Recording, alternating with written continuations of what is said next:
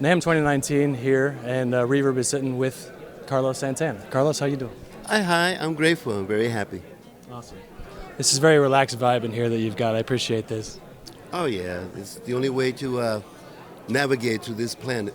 Awesome. PRS has a new SE model right here. Can you talk a little bit about this new Santana model?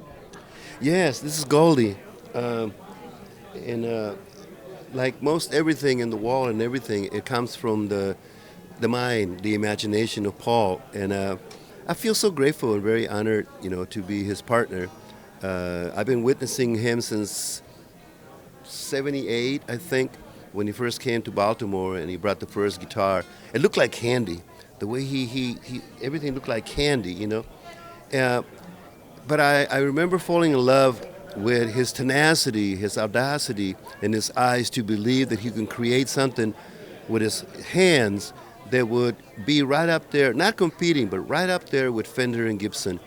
And so over the years we kept exchanging ideas and concepts, and we arrived at the student model because I said, Paul, it's important that you realize that not everybody can afford a guitar the way like the one I have, because these guitars they're solid, they're in tune, they sound great, and we need it for the new soldiers because you have as I was saying up there, we need to recruit new females and males, and they can grab the guitar and create that frequency. Stevie Ray and and Jeff and Jimi Hendrix, and like that. Guitar players are a different breed of artists. Somehow they penetrate people's hearts by bending a note or hitting a note, and they remind the listener that there's something in you that is so valuable, and something in you that you're immutable, you're significant, meaningful, and magnificent. And in other words, the tone of a guitar can remind the listener to have a deep sense of self-worth. You're not chopped liver, you're not a wretched sinner, you're not unworthy of God's grace. All that stuff is bullshit that Bob Marley calls mental slavery. I was listening to Django Reinhardt, and he plays all over the place. But when he stopped and just bend the note, it was like getting a very endearing hug. I was like, oh, And as a fan, not just a guitar player, it made me realize the importance of recruiting. And if you can help me convince, we got to dress up Paul as Uncle Sam. You think so? Yeah, we gonna get the hat and the whole thing, and we want you to join our army. To join the guitar. And every poster in a Guitar Center and all the places where they sell guitars.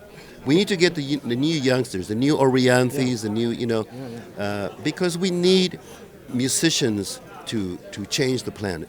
Paul, the master craftsman that he is, has not only competed and with all these other great brands, he's also, it seems, allowed you to be able to emotionally express yourself with the tools necessary to do so. Is that right?